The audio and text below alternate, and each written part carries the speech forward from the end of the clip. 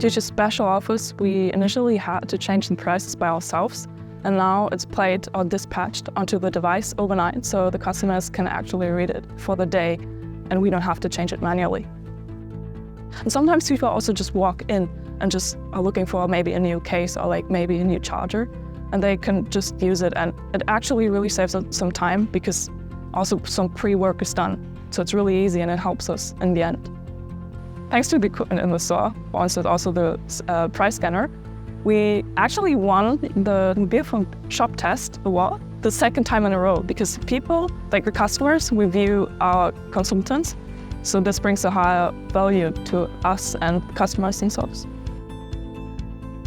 Since beginning of 2023, when we were able and lucky enough to win the Telekom as our customer, we were able to install way more than 1,000 units of the NQuire in way more than 300 different shops. For the time being, this device is used for price checking, but the next use case may foresee a kind of advertising which is shown on the high-resolution screen of the NQuire.